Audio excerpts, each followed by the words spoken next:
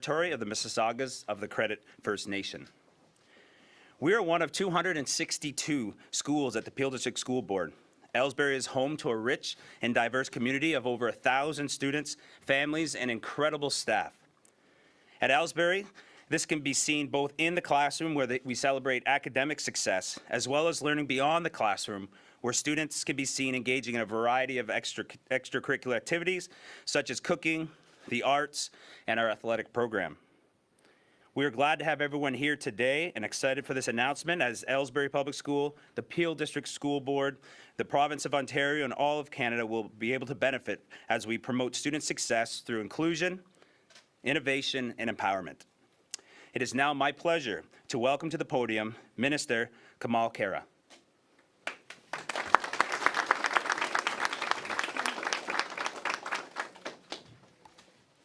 Well, hello, everyone. Good morning. Bonjour tout le monde. Thank you so much for that kind introduction, Principal Morden. Before I begin, I want to take a moment just to thank Principal Morden and all the teachers and staff at Aylesbury Public School for all the work that you do day in and day out for our community. And of course, I want to give a special shout out to all the wonderful students that are behind us. A huge shout out to you. It's been a very busy, exciting day for this school, so I want to say thank you to all the teachers for making this happen.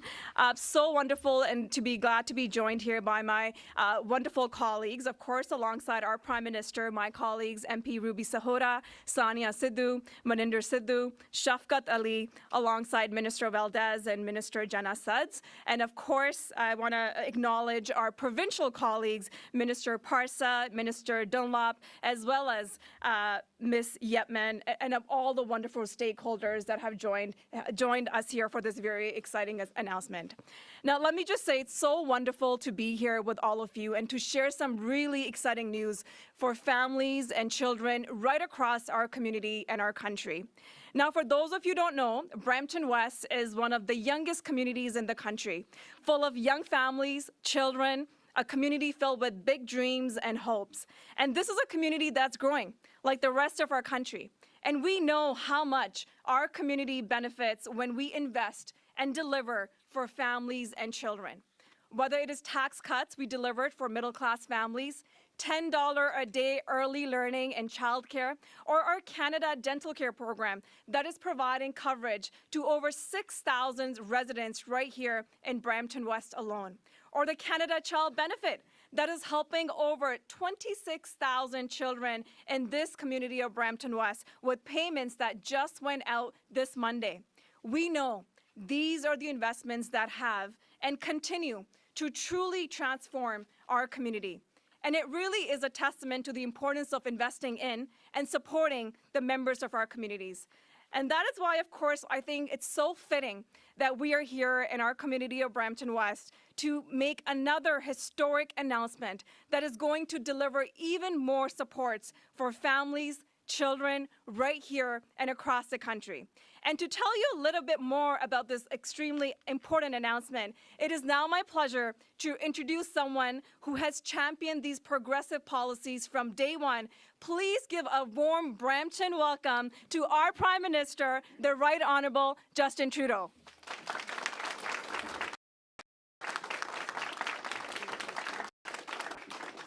Bonjour tout le monde. What a pleasure to see you all today. What a treat for me always to be back in a classroom surrounded by teachers and students. I miss it every day, but I also know that the way we are celebrating our teachers, celebrating and providing our students the most important start in day is a huge part of how we build Canada's success from coast to coast to coast, and that's what I'm doing.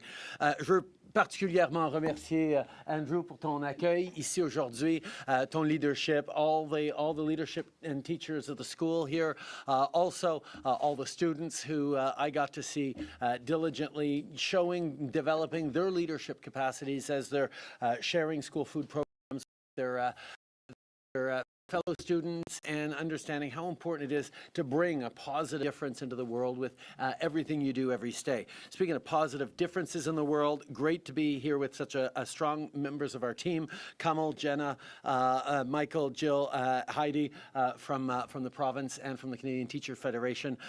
There are so many reasons to be optimistic about how Canadians are doing in stepping up and pulling together in challenging times. And we're actually seeing the results come together. Inflation has come way down.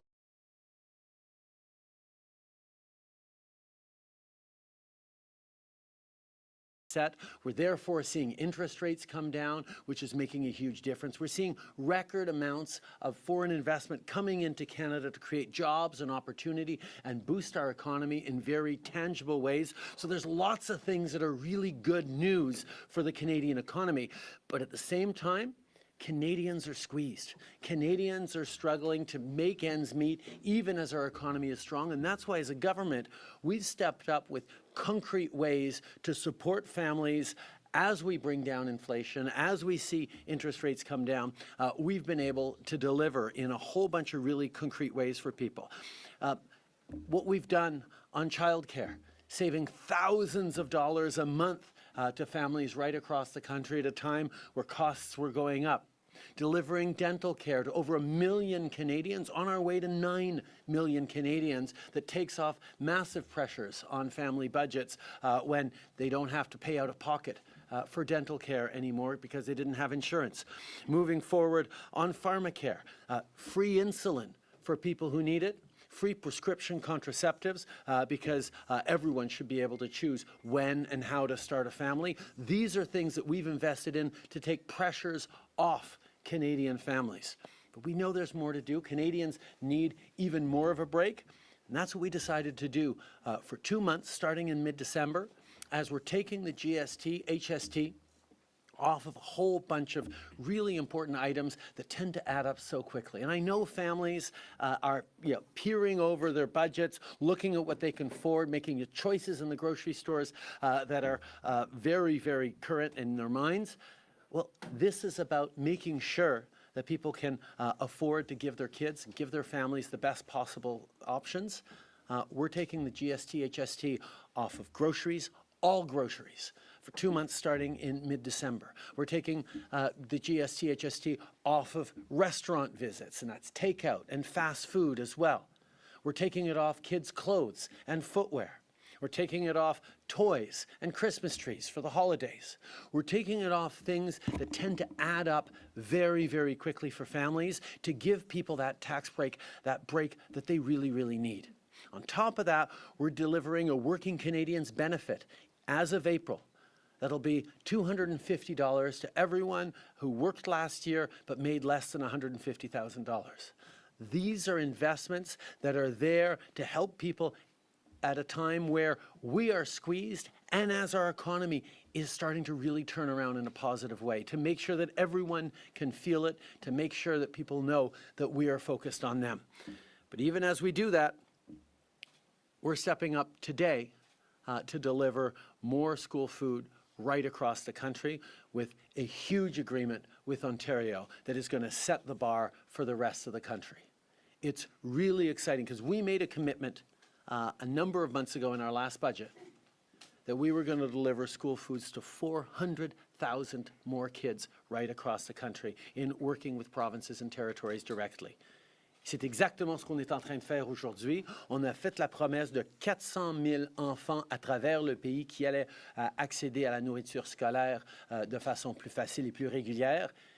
$1 milliard sur 5 ans qu'on était prêt à investir. Et de plus en plus de provinces viennent travailler avec nous pour livrer pour les jeunes. Aujourd'hui, on célèbre le fait qu'ici en Ontario, 160 000 jeunes vont avoir plus accès aux nourritures scolaires. Right here in Ontario, we've now reached a deal that's going to deliver healthy meals to 160,000 Ontario kids more over the coming year. This is a huge difference. We're talking about close to 10 million meals just for the rest of this school year, and obviously much more for the coming years as well. There we go.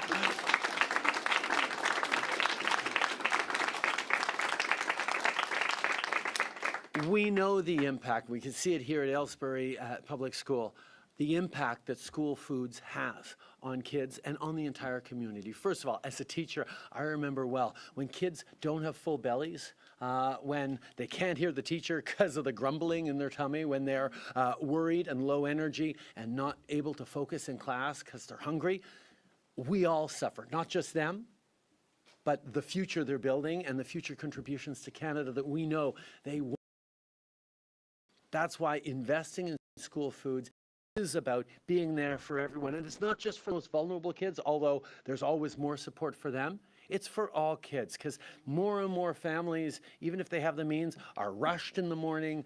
More people are trying to scramble to make sure their kids get enough good, healthy, nutritious food. This is there for everyone. It's to make sure that every kid has the opportunity. No stigmas, just support. That's a really important part of the program. The other really important part of the program that I've seen firsthand that schools are launching across the country is the fact that there's so much opportunity for student leadership. As students take handle of the program, they're the ones actually preparing lunches for their peers. They're the ones delivering the snacks. They're the ones being involved and understanding that making a difference in your community is one of the most satisfying things in the world. Knowing that you're there to help out, knowing that you're contributing the world for the better is an incredibly important thing to learn, that they get modeled all the time by amazing teachers, but they get to actually deliver support to their peers in a way that is transformative. And I do want to point out something, because there's been a lot of misinformation and disinformation out there. When we put forward this National School Food Program in the House, the response of Pierre Poilievre and the Conservatives was, no, we're not supporting it because it's just more bureaucracy. Now, I know they read the bill before they voted against it, but the fact that they are misleading people about this is really, really frustrating.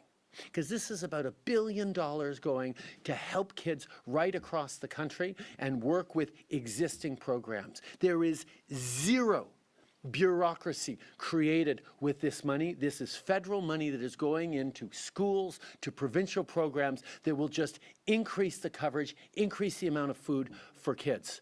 So, it is inexplicable to many people why Pierre Poilievre, who keeps talking about understanding where Canadians are, doesn't want to actually solve any of the problems that Canadians are facing. He voted against dental care and tried to block seniors from being able to access the dental support that has had such a huge impact across the country. He stood against the childcare expansions and the $10 a day that's made a huge difference on Canadians. And he's now standing against pharmacare and the National School Foods investment that is delivering tangible benefits. And it shows the bottom line that he doesn't actually want to solve the challenges people are facing. He just wants to amplify them and convince everyone that Canada is broken. Well, when I see a school community like this one pulling together to deliver for each other, when I see all the advocates in this room have been fighting for greater opportunities for their kids, I see Canada at its best. I see Canadians at their best. This is what we're stepping up on, and to be able to say from the very get-go, the Ontario government was strong and enthusiastic about moving forward, about getting to this point and getting food, more food into schools and into kids' bellies as quickly as possible, is how Canada should work. Where different orders of government from different political parties can roll up their sleeves and deliver for Canadians. Not throw up their hands and say, oh, it's just all bad, it's all terrible, it's all broken. That's not who Canadians are. That's not what we want to do. This is on top of so many of the other things we're doing. We recognize that Canadians are facing challenges right now, and that's why we've been stepping up. Stepping up with an increasing Canada Child benefit that puts hundreds of dollars a month in the pockets of families that need that support. Even the price on pollution we're putting forward, delivering a check of checks of $1,100 a year for a family of 4 in Ontario. That is more than they pay with the price on pollution. That Canada Carbon Rebate is an affordability measure, helping out hardworking families at the same time as we're innovating and fighting climate change. There's so many different things that we are delivering for Canadians, and we are not backing down on being there to support people with the tax break over the holidays, with the working Canadians a rebate check, and with all the programs we've put there to help Canadians benefit from the fact that our economy is bouncing back stronger than ever. So it's an incredible pleasure to be able to be with you all today. I'm looking forward to hearing from our other speakers, and I'll kick it off by asking Heidi Yetman, who is the president of the Canadian Teachers Federation, a membership of which I was once proudly, and still, hope to coast on that a little while longer. Welcome up, Heidi. Great to see you here. Thanks very much.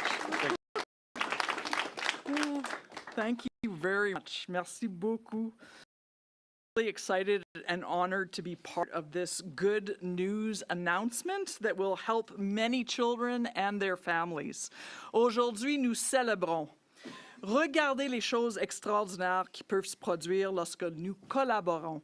Il s'agit d'un investissement dans nos enfants, dans l'avenir de notre société, grâce au repas scolaire. My name is Heidi Yetman. I'm a mother of 2 boys. I was a teacher for over 20 years.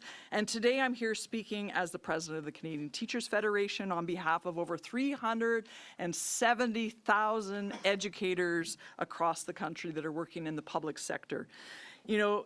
Teachers know how important it is for students to have food in their belly when they are learning at school. Providing students with healthy food at school improves physical and mental health, improves their ability to concentrate, reduces absenteeism, improves students' behavior and attitudes, helps students develop better relationships in school. All of this improves student learning and success. So students will be more likely to graduate and go on to futures where they contribute to their communities and country through further studies or for a better job. Healthy school food gives every child the chance of a prosperous and healthy future. This is a true investment in the children of Ontario, the future of Ontario. So I want to thank the federal government and the government of Ontario for working together to make this a reality. And I'm confident that other provinces and territories will also have their day of celebration. Je suis persuadée que les autres provinces et territoires auront également une journée de célébration et s'engageront pour l'avenir des enfants en concluant un accord avec le gouvernement fédéral. On behalf of the Teachers Federation, I want to express my appreciation to the federal government. This is a monumental step towards addressing the critical issues of food insecurity and to helping children thrive. And this will make a difference for generations to come. Merci, and I'll ask Minister Suggs.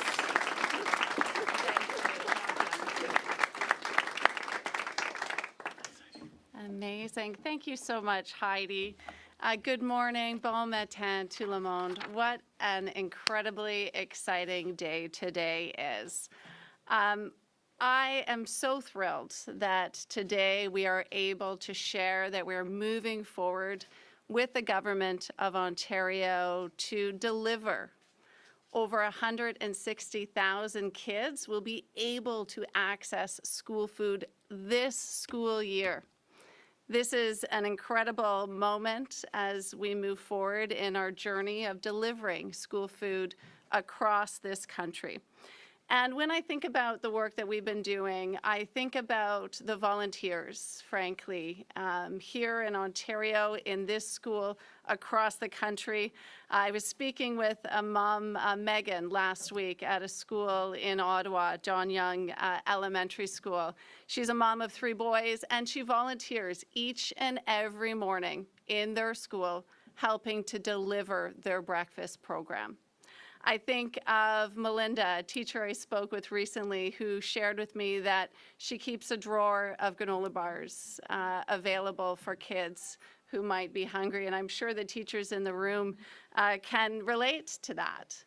I also think of the organizations, many of which are with us today, who have been doing tremendous work on the ground, supporting schools and supporting kids in trying to do more and ensure that kids have access to food at school.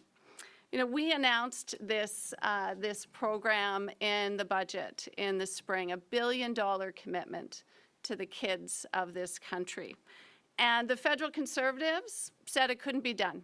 They voted against it, as the Prime Minister has mentioned. They referred to it as bureaucracy.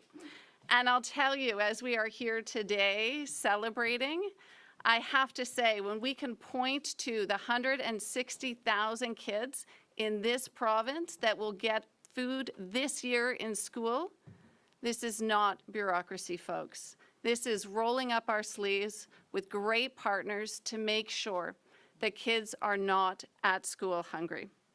It is making life more affordable for parents here in Ontario and across the country. And we'll continue to find ways to ensure that we're delivering for Canadians. We found a way to deliver affordable childcare through our National Childcare Program, where almost 1 million kids have been able to benefit from those investments. We found a way to deliver on dental care, where we've seen over 1 million Canadians be able to access that. Et aujourd'hui, nous continuerons à trouver des moyens de répondre aux besoins des Canadiens. So far, we have seen 3 provinces sign on to our school food program. We've seen the Liberal government in Newfoundland, we've seen the NDP government in Manitoba, and today the Conservative government in Ontario.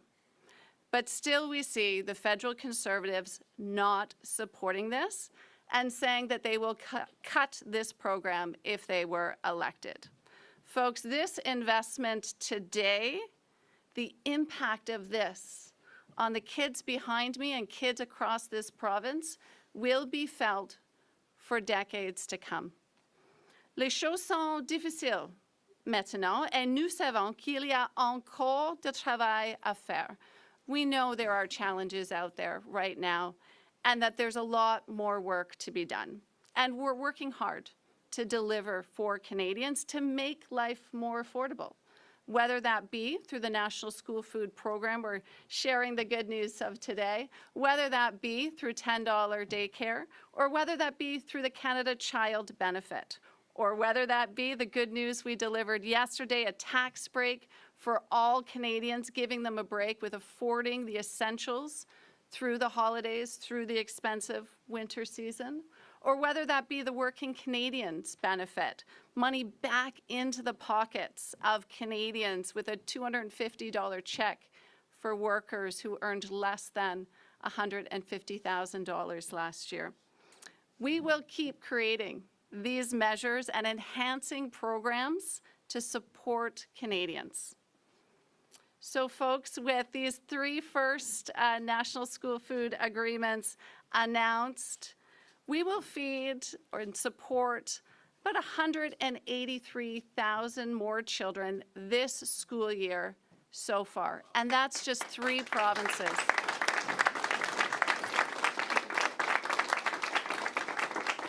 And we won't stop the momentum there.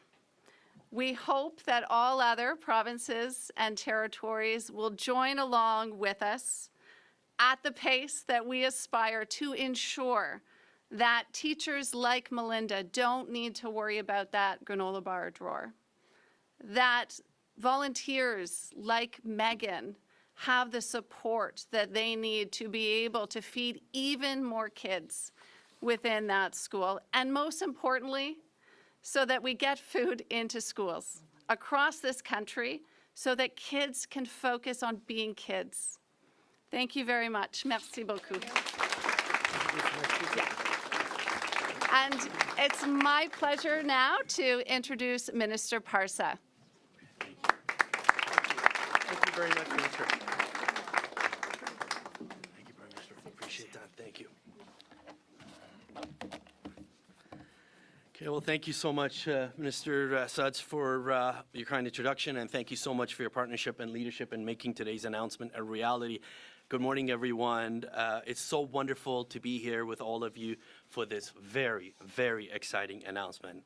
And I want to thank Principal Andrew Morton, the staff, the teachers, every single person here at Aylesbury Public School for not only hosting us this morning, but everything that you do to support the students and the future generation. Thank you so much, everybody.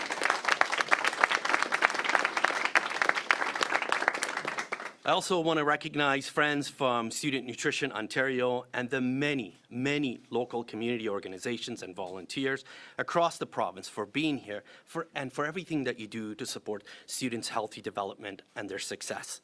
And I want to thank the Prime Minister and Minister Suds for their commitment to helping feed more children here in Ontario. In our province, we have a long and proud history of supporting student nutrition programs, and we're so pleased to welcome the Government of Canada as a new partner. By working together, we'll be able to provide children, youth, with the healthy start they need to learn, to grow, and to succeed. Currently, in Ontario, the Student Nutrition Program serves more than 600,000 children and youth. And the First Nations Student Nutrition Program provides more than 1.4 million nutritious breakfasts, snacks, and lunches to Indigenous children and youth across the province each year. Now, with this new federal investment of $108.5 million over the next 3 years, we'll be able to provide an estimated 9.8 million more nutritious meals to students across the province. That means we'll be able to provide 160,000 more children in schools with nutritious meals and snacks through the Ontario Student Nutrition Program every year. And this funding will also help us support Indigenous partners in providing 130,000 more meals each year through the First Nations Student Nutrition Program. Now, this would simply not be possible without our amazing partners. So thank you so much to all our existing partners and all the new ones and the Government of Canada for joining us in delivering a healthy start to students every single day. Proper nutrition is an important foundation for academic success, and by working together, collaborating, we can give students the healthy and nutritious foods they need to support their growing minds and bodies. Because, as many of you have heard me say this before, but it's important to repeat, children and youth may be a portion of our population today, but they're 100% of our future. And when children and youth succeed, we all succeed. Thank you once again for being here today. Before I'll turn it over to my colleague, the Minister of Education, Minister Jill Dunlop, I also want to thank my amazing colleague, MPP Amarjal Sandhu, and all my colleagues from all levels of government for being here and making this today's announcement reality. Thank you so much.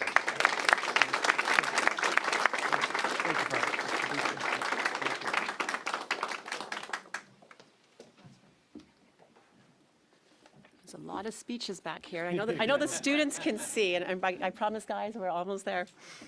Well, thank you, Minister Parsa, for that introduction, and good morning, Prime Minister Trudeau, and my colleague, Minister Suds, and all of our distinguished guests here today.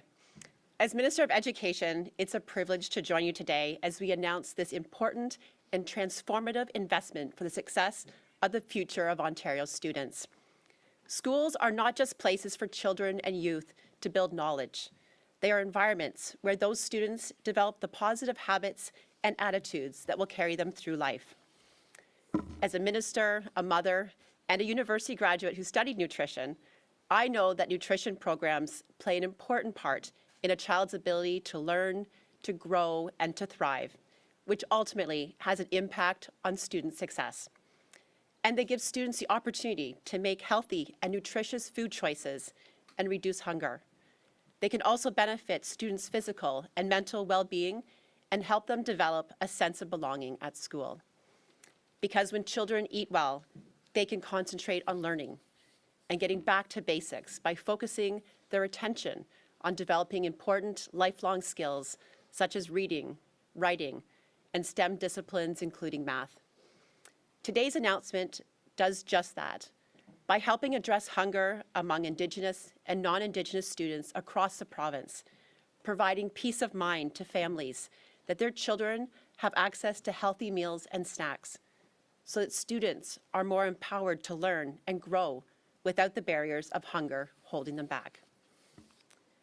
Ontario students deserve all the supports they need to achieve their goals, including having access to nutritious food and the necessary skills and knowledge to succeed in the future. That's why in 2019, we added more learning about healthy eating to the health and physical education curriculum for grades 1 to 8 students, to help them examine their own healthy eating habits so they can make the best choices. We also increased learning about food literacy in the elementary science curriculum. Those are just some of the examples of our continued commitment to ensuring that every student can flourish and reach their full potential.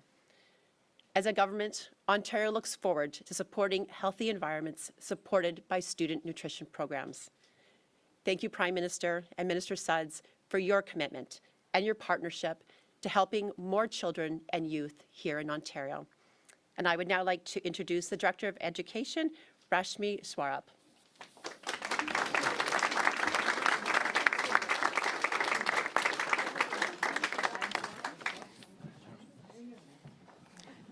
Good morning, everyone. As we conclude, I want to express my heartfelt thanks to Prime Minister Trudeau, representatives from the federal and provincial governments, distinguished guests, as well as Peel District School Board staff, students, and families for joining us here today at Aylesbury Public School. I'd like to give an applause to all the students.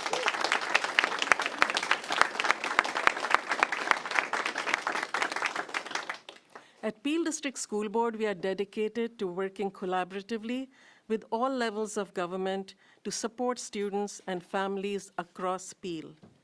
Today's announcement, combined with our existing partnerships and resources, will go a long way towards helping students gain access to healthy meal options. It represents yet another step towards our ultimate goal of creating caring, learning environments where each student has the tools, opportunities, and foundational support to thrive, achieve personal excellence, and be their best. It is through this collective effort that we can make a meaningful difference in the lives of our students. Thank you for your continued support and partnership.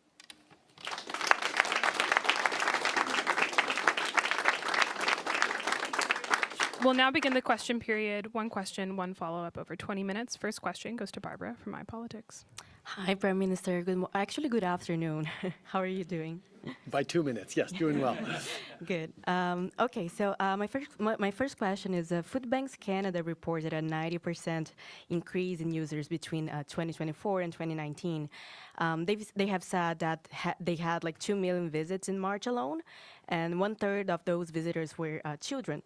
So why should Canadians have confidence in this government's ability to ensure kids are getting fed and really addressing food insecurity? Well, we've seen disruptions in the global economy, whether it's inflation, whether it's the pressures of recovering from the pandemic, or even the time through the pandemic, where Canadians were deeply impacted by so many different factors. That's why we stepped up on significant investments to support families, to support Canadians, to support kids right across the country. And why we're continuing to do that. For 2 months starting in mid-December, there'll be no GST on groceries. That's going to make a huge difference for family affordability. We're moving forward today with a concrete announcement on school foods that is going to not only put more food in kids' bellies so they can concentrate, so they can be better in school in their learning, but also it takes pressure off of grocery bills for families. We're talking about $800 in grocery savings for a family with 2 kids on average. These are things that are real in terms of delivering. We also know challenges with homelessness and insecurity are things we need to continue to step up on, which is why we've made such investments in working with provinces and municipalities to counter the challenges that are faced by the most vulnerable. We know there's more to do, but we're going to keep doing it. Okay.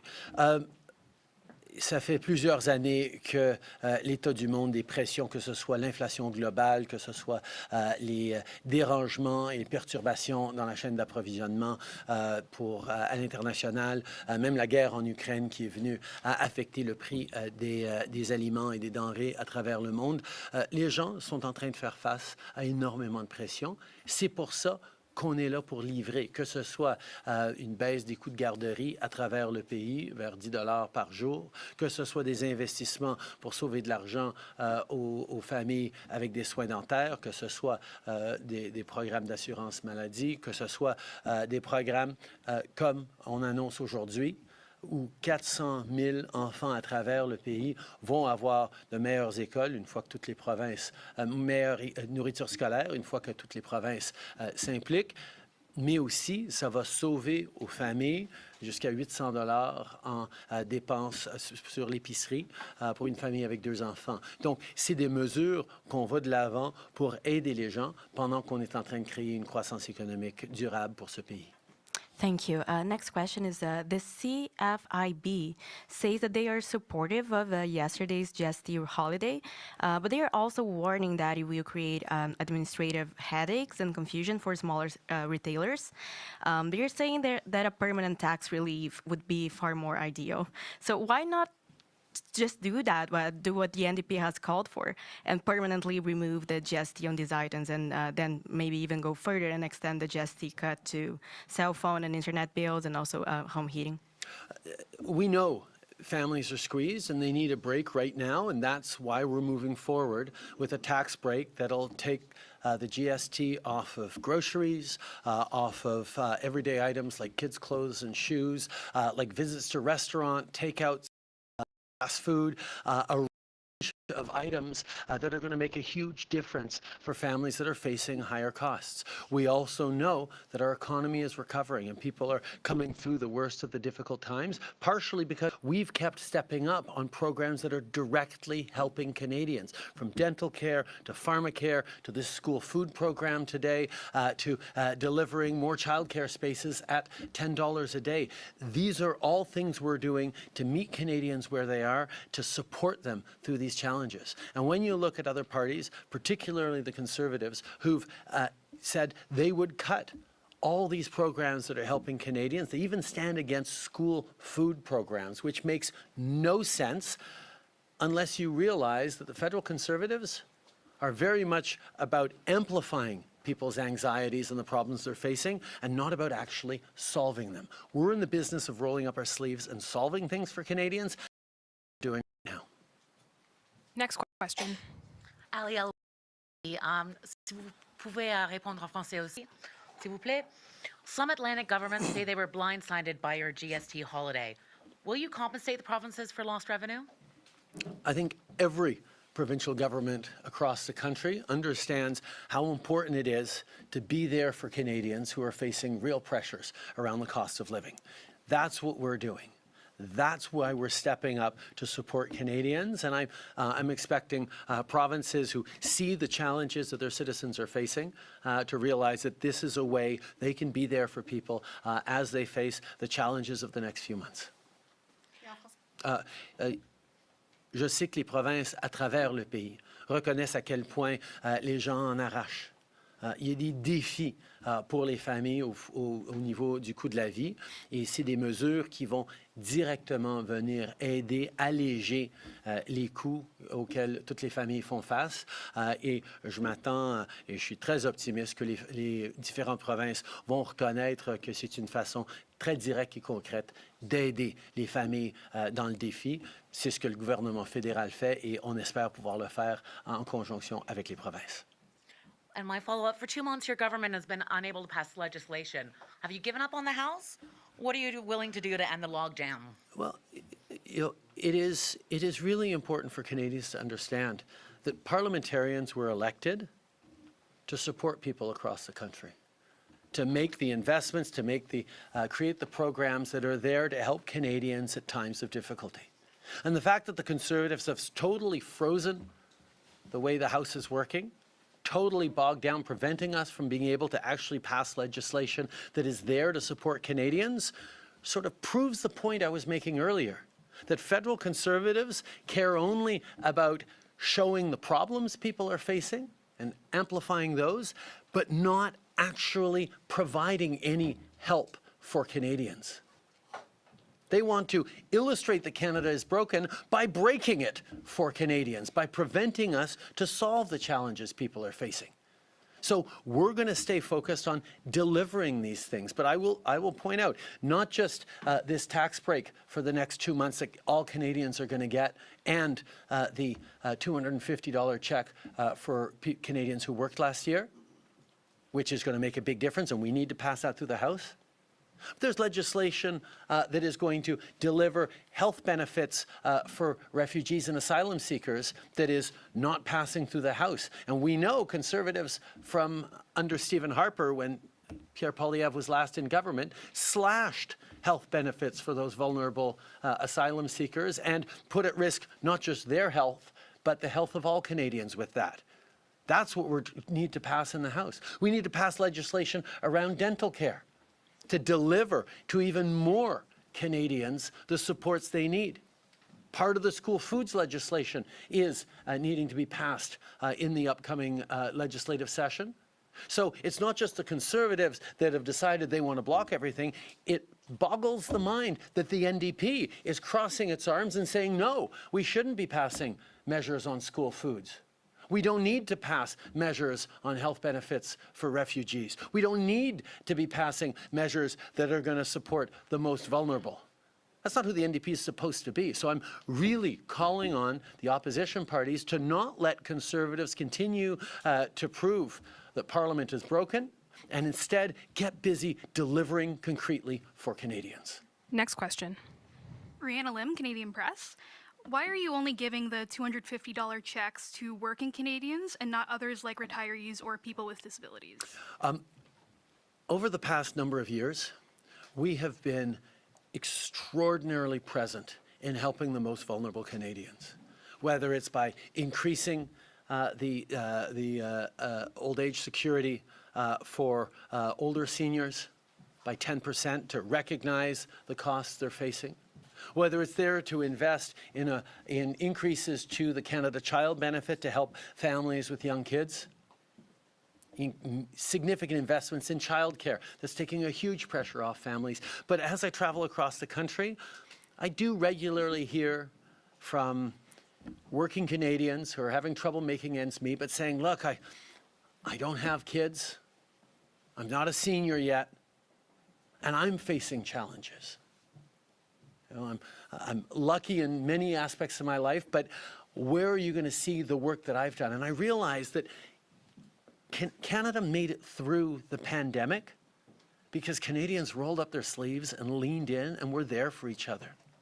We were able to bring down inflation and start to solve the housing crisis because Canadians worked hard to get us through this. So we're not reducing any of the other programs we're delivering to the most vulnerable, but recognizing hardworking Canadians, hardworking middle-class Canadians who are making less than $150,000 last year, with a thank you and support for the things that they need to continue to do to keep our economy strong, to build a strong future. It's about seeing Canadians as the hardworking nation builders they are, and giving them that support that they need at this time of challenge. Next question.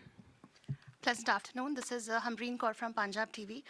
The recent announcement that was made on GST and HST has brought smile to the faces of the Canadians. However, there are decades and decades of long studies and researches that have shown that when a short-term tax redemption or reduction is done to any of the economy, it does not help economy to a very large scale, you know. It doesn't boom up the economy much. It is getting really hard for the Canadians to keep food on the table. The grocery prices are rising up like anything.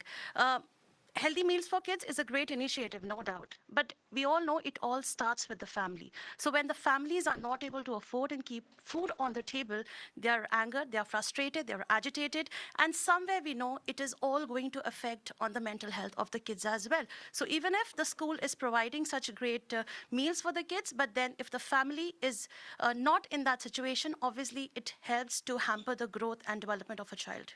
So what's your plan on that? Sorry, which part of what you were asking about is the question? What's your question? So I mean to say that even though you have made Healthy Meals for the Kids this great initiative, however, what plan do you do what does your government plan to do for the families so that they can afford good meals, because the grocery prices are also going up? Well, the most important thing that we needed to do to help families is bring down inflation, and we were able to do that. We brought down inflation, and we're seeing interest rates come down as well, which is making a huge difference for people and for families. That's why we're continuing to deliver the measures that are supporting people, whether it's childcare, whether it's dental care, whether it's investments in this school food program. And I take a little bit of issue with what you said about what the economy needs. What the economy needs is for people to be able to afford their groceries. What the economy needs is people to be able to be optimistic about the future we're building with good jobs, good opportunities for their kids. We're focused on Canadians. I'll let the bankers worry about the economy. We're focused on building opportunities for kids in a fundamental way, being there to support families, because an economy works when families are confident about the future. That's why we continue to grow the economy from the bottom up, from the middle out, while Pierre Poilievre talks about cutting supports for families, cutting the investments in the future that Canadians are going to be relying on. Next question.